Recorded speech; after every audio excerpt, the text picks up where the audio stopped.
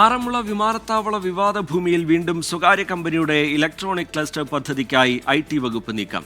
പദ്ധതിയുടെ സാധ്യതകൾ തേടി വീണ്ടും പത്തനംതിട്ട കളക്ടർക്ക് IT സ്പെഷ്യൽ സെക്രട്ടറി കത്ത് നൽകി. കത്തും ചീഫ് സെക്രട്ടറി തല സമിതി തീരുമാനങ്ങളുടെ മിനിറ്റ്സും 24-ന് ലഭിച്ചു. മുഖ്യമന്ത്രിയുടെ നിർദ്ദേശപ്രകാരം കഴിഞ്ഞ മാസം 10-നായിരുന്നു ചീഫ് സെക്രട്ടറി തല യോഗം. യോഗത്തിൽ IT, റവന്യൂ, കൃഷി, നിയമ, പരിസ്ഥിതി വകുപ്പ് സെക്രട്ടറിമാർ പങ്കെടുത്തു. പദ്ധതി പ്രദേശം 90% നിലമാണെന്നും ഡേറ്റാ ബാങ്കിൽ ഉൾപ്പെടുന്നതാണെന്നുമുള്ള കൃഷി വകുപ്പിന്റെ റിപ്പോർട്ട് അംഗീകരിച്ചുകൊണ്ട് പദ്ധതി നിർദ്ദേശം നിരാകരിക്കാനായിരുന്നു യോഗ തീരുമാനം. ഒപ്പം ആറന്മുള വിമാനത്താവളത്തിന്റെ പേരിൽ നികത്തിയ ഭൂമി പൂർവ്വസ്ഥിതിയിലാക്കാനും തീരുമാനിച്ചു.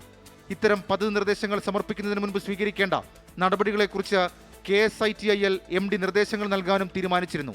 എന്നാൽ ടോഫൽ നൽകിയ പദ്ധതി അതേപടി വിട്ടുകളയാൻ IT വകുപ്പ് തയ്യാറല്ല.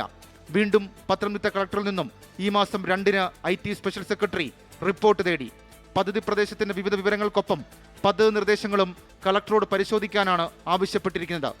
KGS പേരുമാറ്റി സ്ഥാപിച്ച ടോഫൽ കമ്പനിയുടെ പദ്ധതി നിർദ്ദേശം ഉന്നതതല സമിതി തള്ളിയിട്ടും വീണ്ടും IT വകുപ്പ് നടത്തിയ നീക്കം ദുരൂഹത വർദ്ധിപ്പിക്കുന്നു.